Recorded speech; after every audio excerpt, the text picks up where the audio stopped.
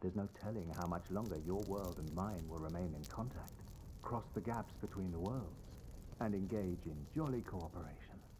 The summoning system within SoulsBourne games has always been in contention.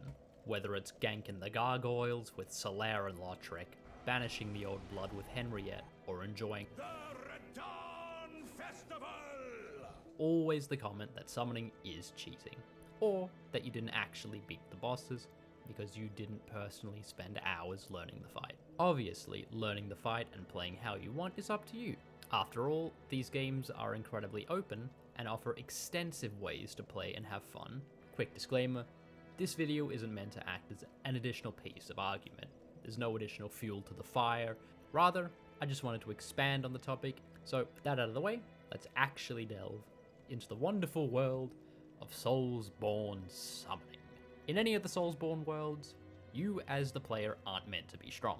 In fact, more than ever, the world you play in actively wants to make you fail. While the idea of conquering the world as a one-man army is a fun little anime idea, it feels a little off. No one person is strong enough to challenge the world alone.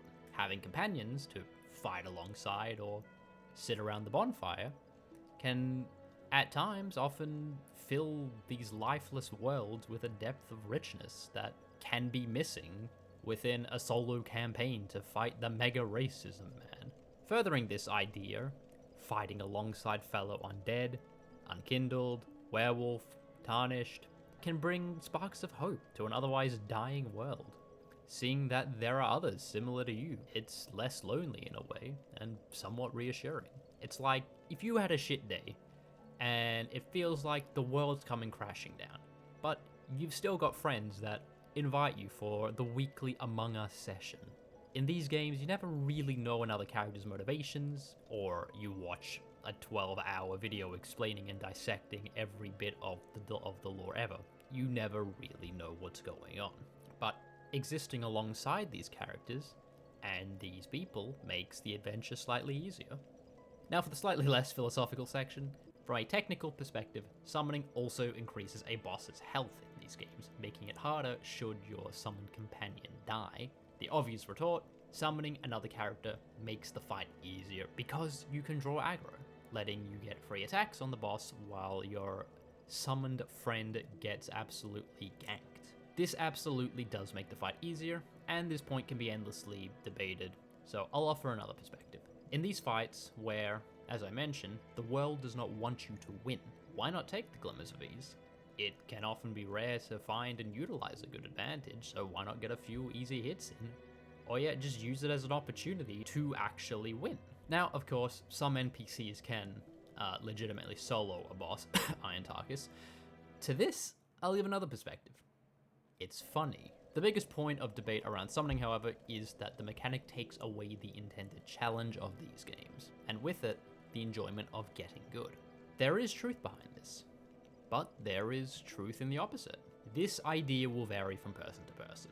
Not everyone has the time to get good. Not everyone wants to feel stuck when they can otherwise continue to explore the rest of the game. People enjoy and experience art differently, so let them. If someone wants to play a game like Dark Souls and has never played anything similar, let them play how they want. These difficult types of games tend to draw in people who are already familiar with the mechanics. Yet, Elden Ring, a game so large in scope and intrigue, ushered people unfamiliar with the game type and the Dark Souls genre. It also probably contributed to the debate around the game's DLC difficulty too. This debate wasn't necessarily a bad thing. It was the people insisting that one side was right and one side was wrong. The idea that the game was too hard or it wasn't hard enough. There's ways to meet in the middle.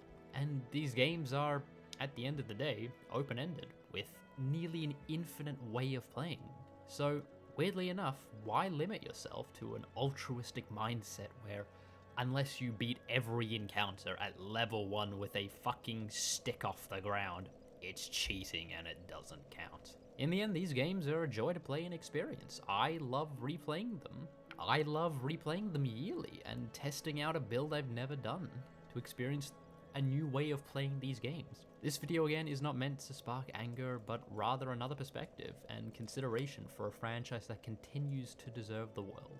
Like and subscribe, and I'll see everyone for the next main channel video.